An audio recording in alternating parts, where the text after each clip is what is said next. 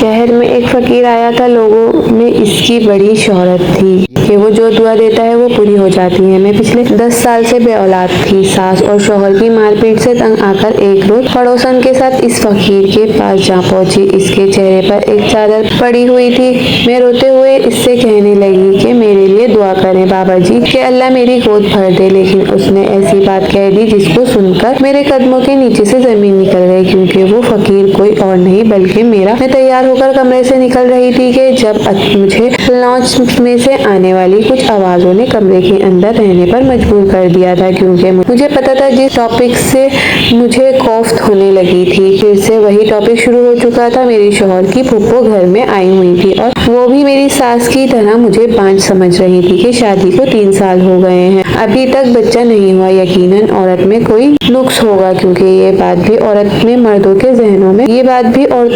के जहनों में डाली है कि वो सबसे ज्यादा मुतबर और मुअतबर हैं और वो कभी गलत हो ही नहीं सकते। वो इंसान की शक्ल में फरिश्ता है जिनमें कोई भी नुक्स नहीं हो सकता। मैं दरवाजे के साथ कान लगाकर खड़ी हो गई। मैं सुनना चाहती थी कि वो दोनों मेरी पीठ पीछे कौन सी बातें कर रहे हैं। मुझे बहुत बुरा महसूस हो रहा था। मैं समझ रही थी कि फुप्पो इसे घर में दाखिल नहीं हुई। यकीनन वो हमजा की दूसरी शादी के बारे में बात करेंगी। हमजा और जरियाब की मंगनी हुई थी, लेकिन किसी खानदानी खलिश की वजह से वो मंगनी टूट गई थी और फिर हमजा की शादी मुझसे हो गई थी। अब क्योंकि हालात बेहतर हो चुके थे और फुप्पो चाहती थी कि वो अपनी बेटी की शादी हमजा से करवा दें और मेरे वजूद को बेमोल कर चुकी थी। इन्हें लगता था कि मैं कभी माँ नहीं बन सकती, इसलिए वो आंटी रुकैया यानी मेरी सास को मशवरा देने लगी कि जितनी जल्दी हो सके बेटे की दूसरी शादी करो, वरना जीते जी पोते पोती की शक्लें देखने को तरस जाओगी। मेरी सास बहुत मासूम औरत थी। वो हर वक्त दूसरों की बातों में आ जाया करती थी। इसका रवैया मेरे साथ बहुत अच्छा था, लेकिन जब फुप्पो आकर इनके कानों में बातें डालती थी तो इनका रवैया मुझसे बदतर से बदतर हो जाता और वो मुझ पर गुस्सा करने लगती। दरवाजे के साथ कान लगाए खड़ी थी कि तभी फुप्पो की आवाज गूंजी, कब तक यूं ही सब्र करती रहोगी? बेटा तुम्हारी मुट्ठी में है। तुम्हें कोई ना कोई फैसला कर लेना चाहिए। अगर सारी जिंदगी मिसबा के बच्चे ना हुए तो क्या करोगी? तुम्हारी नस्ल तो यही खत्म होकर रह जाएगी। या तो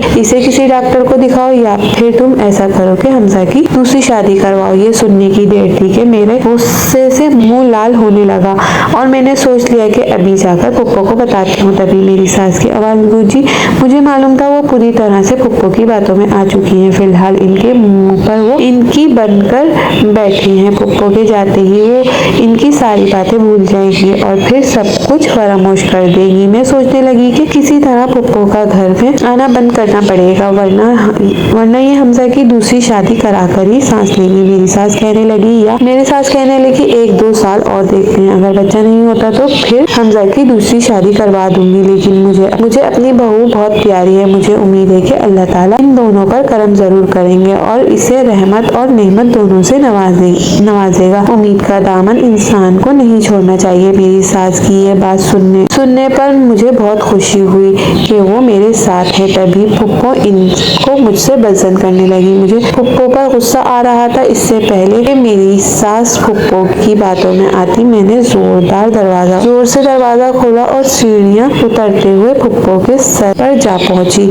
मेरी हील की आवाज इन तक पहुंच चुकी थी और वो हकारत से मुझे सीढ़ियों से उतरता देख रही थी। किसी भी औरत को बांझ कहना इसको गाली देने के बराबर है और फुप्पो ये गाली हर रोज आके मुझे दिया करती थी। अब तो मेरी सास भी ये सोचने पर मजबूर हो गई थी कि वाकई में बांझ हूँ। तभी मैंने गुस्से में जोर से दरवाजा खोला और सीढ़ियां उतरने लगी। मेरी हील्स की आवाज इन तक पहुंच चुकी थी। वो हकारत से मुझे सीढ़ियां उतरते देख रही थी। मैं फुप्पो के सर पर जा पहुंची। मुझे सामने देखकर फुप्पो के तो तोते उड़ गए। वो सोच भी नहीं सकती थी कि वो जिस साजिश को मेरे बगैर मेरी सास तक पहुंचाना चाहती थी वो इस तरह बेनकाब हो जाएगी। मैं इन्हें कहने लगी, हाँ तो फुप्पो क्या कह रही थी आप? इनके चेहरे पर तारीकी छा गई। मेरी सास के सामने लेजे में शीरनी घोलते हुए कहने लगी, कैसी हो बेटी? तुम्हारा ही तभी पूछ रही थी तुम्हारी सास से कि किसी डॉक्टर को दिखाया है क्या, मैं ले चलूं?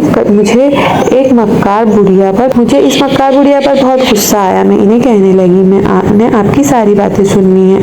आप अपनी बेटी की शादी हमजा से कराना चाहती हैं और कोई वजह नहीं। बाकी अल्लाह ने चाहा तो जल्द ही हम माँ बाप के ओहदे पर फाइज होंगे और आपको अपनी बेटी की फिक्र करनी चाहिए। इसकी शादी के बारे में सोचना चाहिए। वो 30 की हो चुकी है। अब तो इसको किसी रनवे या अच्छे बच्चे के बाप का ही रिश्ता मिल सकता है। ये सुनकर पुप्पो इस्तग़फ़ार करने लगी और कहने लगी, तुम्हारे मुंह में खाक, तुमने मेरी बेटी के बारे में ऐसा कहा कैसे? तभी मैंने इन्हें समझाने लगी, आपने तो मेरे शौहर की दूसरी शादी के बारे में बात की थी और मुझे बांझ होने के ताने दिए थे, जबकि हमारी मेडिकल रिपोर्ट्स कहती है कि हम दोनों में कोई नुक्स नहीं है। तो फिर आप कौन होती हैं ये कहने वाली? खुदा के घर में देर है लेकिन अंधेर नहीं, और ये बात जल्दी आपको समझ आ जाएगी। ये कहते हुए मैं पैर पटकती हुई किचन में चली गई। मेरी सास मेरे आने से चुप ही हो गई थी। तभी पुप्पो रोने की एक्टिंग करने लगी और मेरे ससुर साहब भी घर में तशरीफ ले आए और इनसे काफी लगाई बुझाई करने लगी। तुम्हारी बहू ने मुझे बहुत बातें सुनाई हैं, आज के बाद मैं तुम्हारे घर में दाखिल भी नहीं होंगी। जब उन्होंने ये बात की तो मैंने दिल ही दिल में शुक्र अदा किया, लेकिन मुझे ये मालूम था कि ये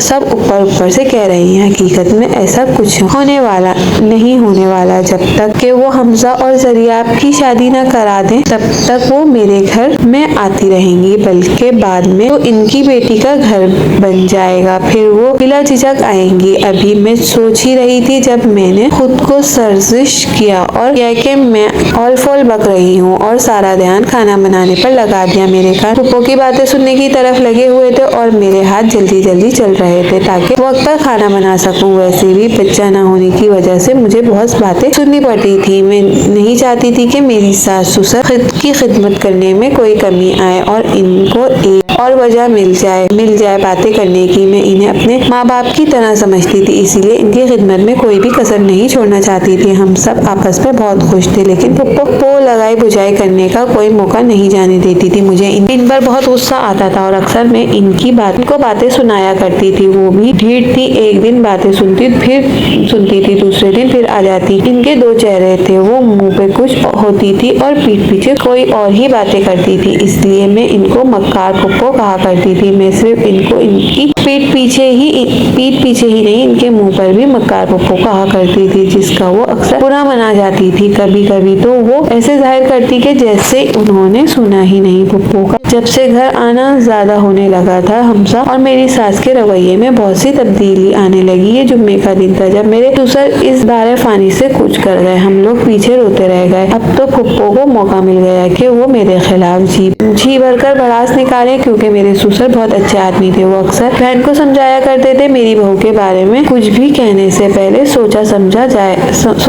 करो, वो बच्ची है, इसकी दिल आजारी मत किया करो। लेकिन पुप्पो बाज नहीं आती थी। ससुर के जाने के बाद मेरी सास मुकम्मल तौर पर पुप्पो के कंट्रोल में आ चुकी थी। जैसे जैसे पुप्पो कहती जाती, मेरी सास मेरे साथ वैसे वैसे करती जाती। अब तो इनका रवैया मेरे से बहुत बुरा हो गया था। वो आते जाते मुझे ताना मारती, मैं आंसुओं के घूंट भरकर रह जाती। अक्सर अब मैं रोते हुए पाई जाती, क्योंकि मुझे इनके दिए हुए ताने बर्दाश्त नहीं होते थे। वो दोनों सारा दिन एक दूसरे के कान में खुसर फुसर करती रहती और जब मैं इनके साथ से गुजरती तो वो मुझे बातें सुनाने का कोई मौका जाया नहीं करने देती थी। मेरी सास जो मेरे खाने की दीवानी थी, इसको अब मेरे खाने बनाने में कीड़े नजर आने लगे। मुझे बहुत दुख होता, लेकिन मैं कुछ भी नहीं कर पाती थी। मैके के नाम पर एक माँ थी जो पिछले साल इंतकाल कर गई थी। इनका एक छोटा सा घर था जो मैंने किराए पर दे रखा था और इसका किराया भी मुझे मिलता था, जिससे मैं अपने किचन का खर्चा आसानी से उठा लेती थी। आजकल पुप्पो और मेरी सास का रवैया मुझसे बड़ा अच्छा हो रहा था। मुझे हैरत हुई कि पिछले 3 महीनों से उन्होंने मेरा जीना हराम किया हुआ है और आज इतने अच्छे से बात कर रही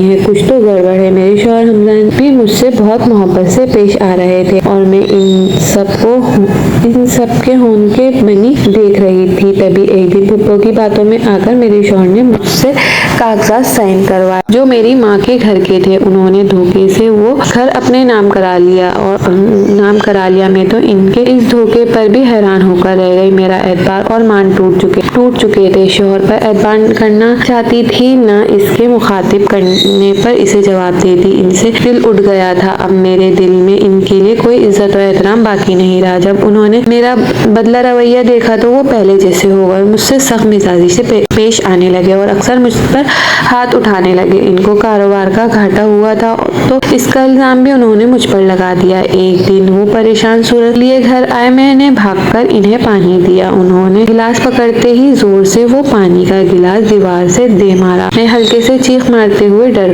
कर पीछे हुई थी। फुप्पो और मेरी सास भी कमरे से निकलकर लॉन्च में आ चुकी थी। मेरा शोहर अपने हाथों से बालों को मुट्ठियों में जकड़े बैठा था। वो बहुत परेशान थे। कहने लगे, पहले कारोबार डूबा, इसको खड़ा करने के लिए घर को गिरवी रखकर पैसा दिया, फिर भी कारोबार डूब गया। अब मेरे हाथ खाली हैं। ना तो मैं कोई जॉब कर सकता हूँ क्योंकि महज ग्रेजुएशन के किए हुए हैं, और अगर ग्रेजुएशन इंसान को कौन नौकरी देने को तैयार होगा, जबकि मुझसे बड़ी बड़ी डिग्रियां लिए हुए लोग रुल रहे हैं। ये कहकर इनकी आंखों से चंद आंसू बह निकले। मेरे दिल को अजीब सा लगा था। वो मेरे शौहर थे, मुसीबत में थे। मैं इन्हें कहने लगी कि मैं आपको अपना जेवर दे देती हूँ, घर को उड़ा लीजिए। वो कहने लगे, अब कुछ नहीं हो सकता, जल्द ही हमें ये घर खाली करना होगा। इनकी ये बात सुनकर मैं दंग रह गई। सोच भी नहीं सकती थी इस घर को छोड़कर कभी जाना भी पड़ेगा। शौहर के कहने पर हम सब ने धोते धोते सारी पैकिंग की और फिर मेरी माँ के इस छोटे से घर में शिफ्ट हो गए जिसमें महज 2 कमरे थे। वहाँ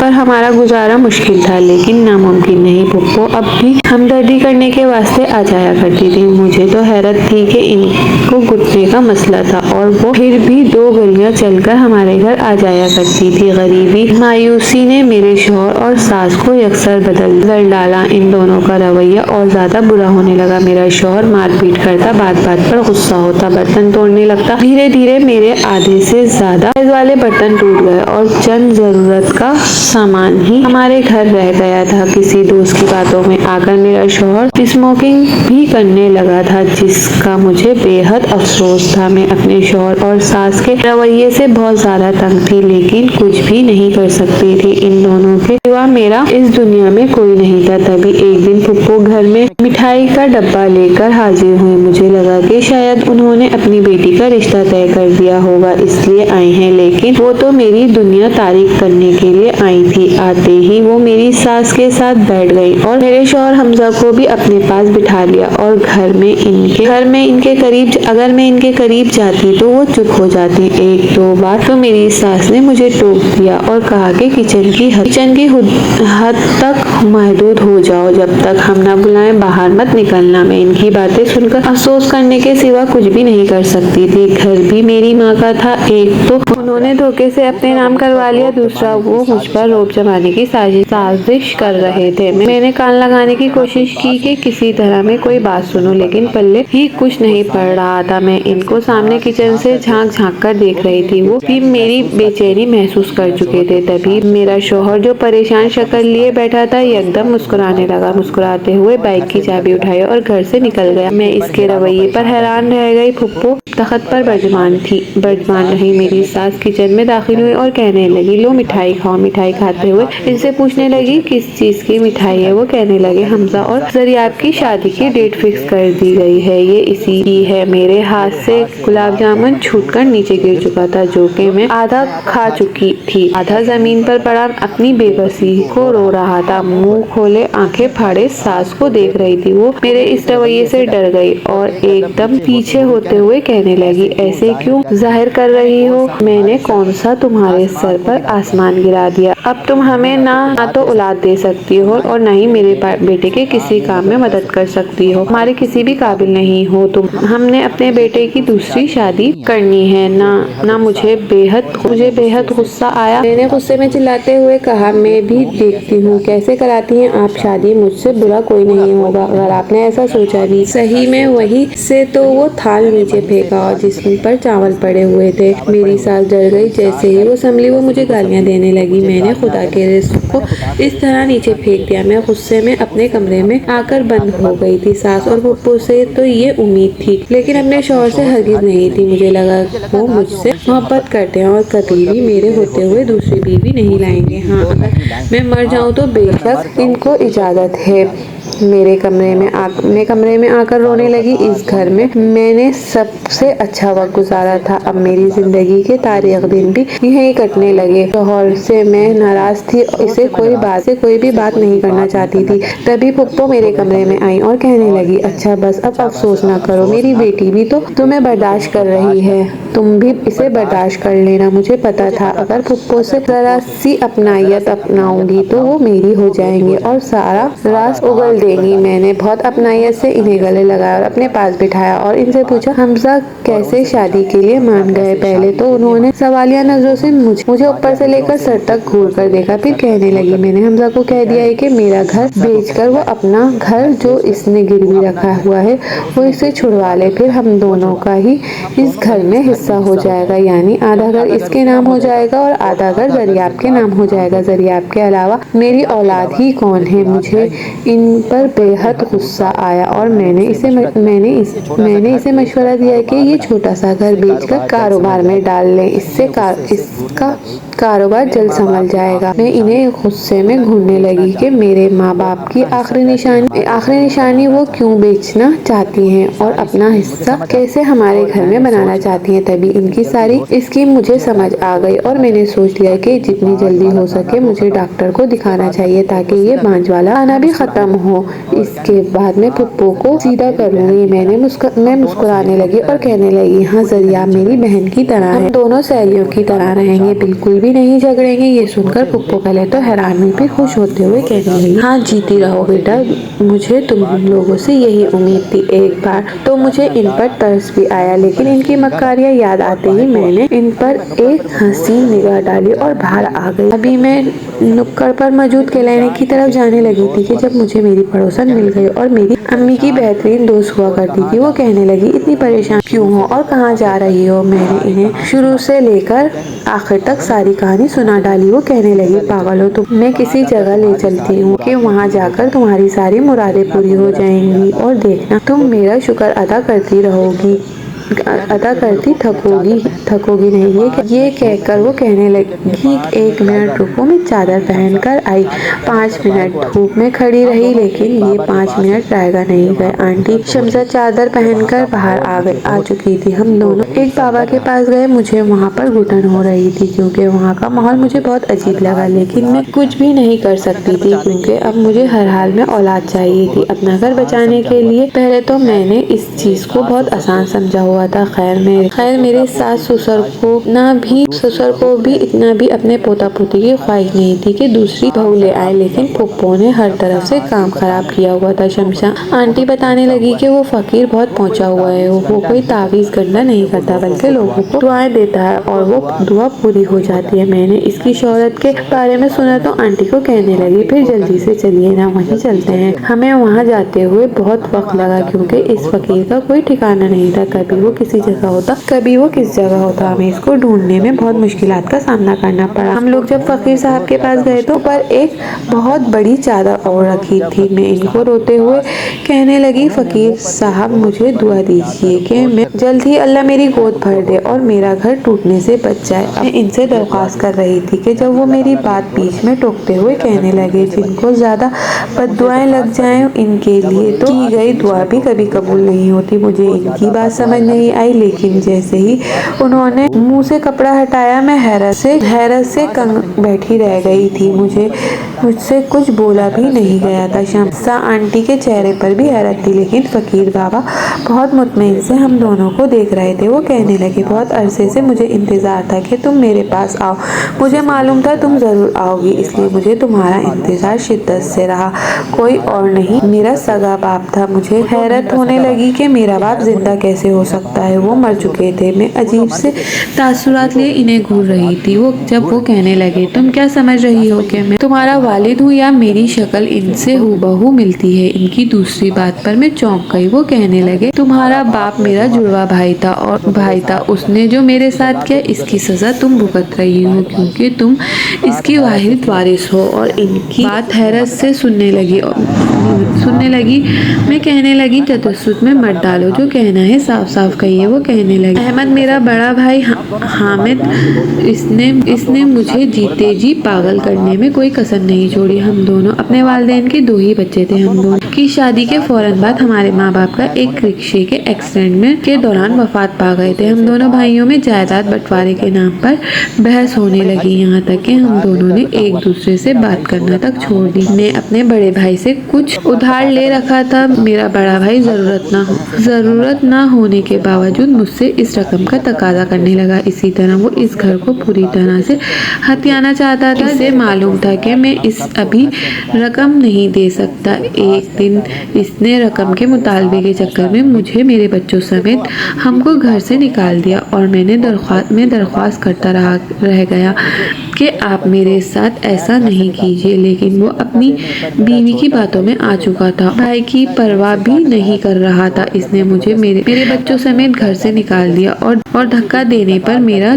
छोटा बेटे का सर ईंट से जा टकराया था। चोट लगने की वजह से और ज्यादा खून बह जाने की वजह से वो इसी दिन इंतकाल कर गया। मेरी बीवी बेटे का गम न सह सकी और वो भी बेटे के मरने के 2 हफ्ते बाद इस दारफानी से कूच कर गई। बाकी मैं और मेरा बड़ा बेटा अरसलान रह गए थे। हमने सुना कि मेरे बड़े भाई हामिद ने ये फैसला किया है कि वो ये घर अपनी बेटी के नाम कर रहे हैं। यानी ये सब उन्होंने अपनी बेटी के लिए किया था। मेरा बेटा बहुत हसास था, इसकी बहुत दिल आज़ारी हुई थी। इसने चचा के घर की तरफ मुँह करके कहा कि इस घर में कभी भी कोई वारिस पैदा नहीं होगा, यहाँ सब औलाद रहेंगे और कभी भी चचा की नस्ल आगे नहीं बढ़ेगी। ये मेरी बद्दुआ है।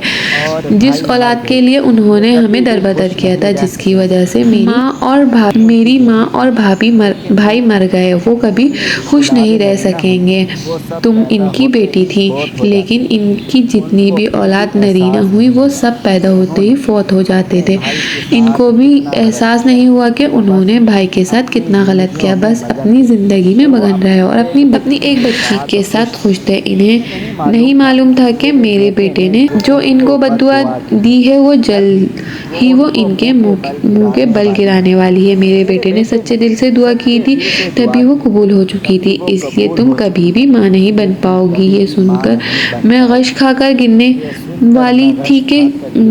वाली थी तभी शम्सा आंटी ने मुझे संभाला। मेरी आंखों में आंसू बहने लगे। वो एक घर जो मेरा शौहर अपने धोखे से अपने नाम करवा चुका था, जिसकी वजह से मैं आज तक बेऔलाद थी, इस बात का कलंक मेरे दिल से ही जा ही नहीं रहा था। एकदम मेरा दिल किया कि हर चीज़ को तहस नहस कर दूं।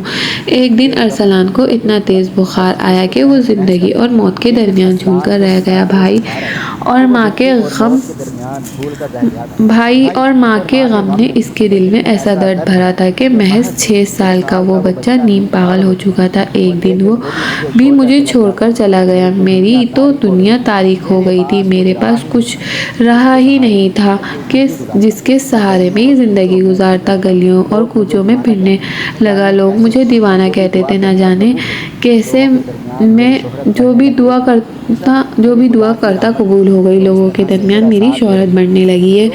सब मेरे खुदा की रहमत थी जो इस तरह मेरा साथ दे रही थी। लोग 2 वक्त का खाना खुद से दे दिया करते या अक्सर नजराने में पैसे पकड़ा दिया करते, जिससे मेरा गुजारा होने लगा। मेरी सुबह शाम का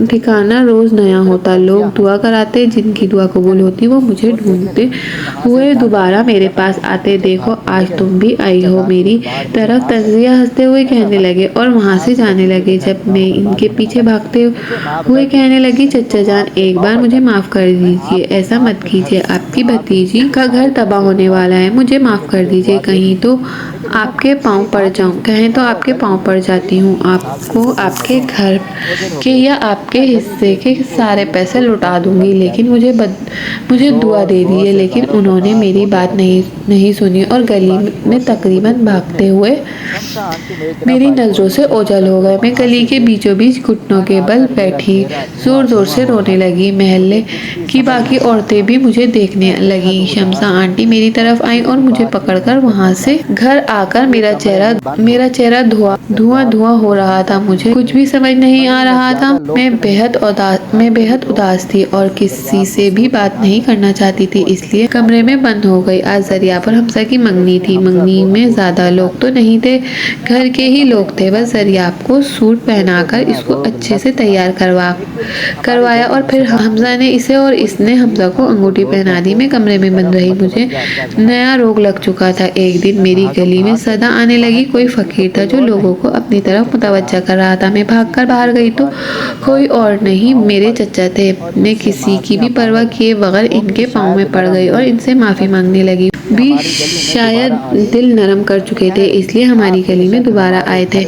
मैं इन्हें कहने लगी, आप बेशक हमारे घर में आकर रहें, चाहे तो मैं ये घर किसी तरह शौहर से कहकर आपके नाम करवा दूंगी, लेकिन मुझे माफ़ कर दीजिए। वो कहने लगे, बेटी, शायद मेरे नसीब में यही लिखा था कि मैं तुम्हें दुआ देता हूँ कि अल्लाह तुम्हें दौलत, शोहरत, इज़्ज़त, एहतराम, इखलाकियत और नेक औलाद अता करे। एक बात याद रखना, खुदा का शुक्र अदा करना मत भूलना। जब तुम खुदा का शुक्र अदा करोगी तो खुदा तुम्हें और ज़्यादा नवाजेगा। तुम्हारे बाप ने जो किया इसका हिसाब उसको आखिरत में देना पड़ेगा, मगर मेरे बेटे को बद्दुआ तुम्हें दी थी। आज इंशाल्लाह मेरी दुआ है कि इसका असर ज़ाहिल हो जाएगा। शायद इसीलिए अल्लाह ताला ने मेरी दुआ में तासीर पैदा की है और तुम्हारे लिए मेरे दिल में नरमी पैदा की है। ये कहकर वो नजरों से ओझल हो गए। मैं घुटनों में सर दिए बैठी रोती रही। मेरे शौहर ने मुझे इस तरह देखा तो वो मुझे डांटते हुए पकड़कर घर के अंदर ले गए। मैंने इन्हें सारी कहानी सुनाई तो वो हैरान रह गए और कहने लगे, तो क्या इनके कहने से हमारी औलाद हो जाएगी? मैंने इन्हें कहा, मैंने यही सुना है और मुझे एतबार है अपने खुदा की रहमत पर। हमें रहमत से मायूस नहीं होना चाहिए। तभी मेरे शौहर कहने लगे, मुझे माफ़ कर दो, आज अभी इसी वक्त जरिया से मंगनी तोड़ता हूँ और फुप्पो के घर के कागजात भी इन्हें वापस लौटा रहा हूँ। मैं हरगिज़ जरिया से शादी नहीं करूँगा। अल्लाह ताला ने मेरे हाथ में एक नई उम्मीद थमा दी है और शायद इसके तहत आज मेरा कारोबार बहुत अच्छा चल रहा है। तुम्हें नहीं मालूम, पिछले दिनों से ज़्यादा फ़ायदा मुझे आज हुआ है और मुझे मालूम हो गया है कि ये सब तुम्हारे चचा की बरकत से हुआ है। शायद उन्होंने ना सारा नसीब तुम्हें थमा दिया। अब तुम्हारा फर्ज बनता है कि तुम इसकी हिफाजत करो। मैंने अपने शौहर को माफ़ कर दिया क्योंकि मैं अपना घर बसाए रखना चाहती थी। चचा की बातें मुझे अच्छे से याद थी। अपने बाप से भी बहुत गुस्सा थी, लेकिन वो मर चुके थे। इनके खिलाफ मैं कुछ भी नहीं कह सकती थी। अगर वो जिंदा होते तो इनसे एहतिसाब मांगती। आखिर उन्होंने चचा के साथ ऐसा क्यों किया था? इनके इस इकदाम की वजह से मेरी जिंदगी तारीख हो गई थी, लेकिन अब इस तारीख को वक्त में चचा रोशनी का तूफान साबित हुए थे। मेरी जिंदगी खुशियों से भरने लगी। जल्दी हम लोगों का शुमार दौलतमंद लोगों में होने लगा। मेरे 6 बच्चे हो चुके थे। मेरी सास भी बहुत खुश थी। फुप्पो भी आई थी माफिया मांगने। इसके बाद उन्होंने अपनी बेटी की शादी कहीं और कर दी। वालिदैन को चाहिए कि अपने औलाद की बेहतर मुस्तकबिल के लिए दूसरे बच्चों की मुस्तकबिल खराब ना करें, क्योंकि वो अपनी औलाद का सोचकर दूसरों के लिए बुरा करते हैं तो आने वाले वक्त में वो सारे गुनाह इनकी औलाद के आगे आकर खड़े हो जाते हैं। नाज़रीन, आपको आज की कहानी कैसी लगी? कमेंट बॉक्स में अपनी राय का इजहार करें। ख्वाहिश सिर्फ इतनी है कि कुछ अल्फाज लिखूं जिससे कोई गुमराही के रास्ते पे जाते जाते रुक जाए, और ना भी रुके तो सोच में पड़ जाए। दोस्तों, उम्मीद करती हूँ कि आपको हमारी कहानी पसंद आई होगी। कहानी पसंद आई है तो वीडियो को लाइक करें, कमेंट करें, शेयर करें और चैनल को सब्सक्राइब करना ना भूलें। शुक्रिया। आपको मिल सके।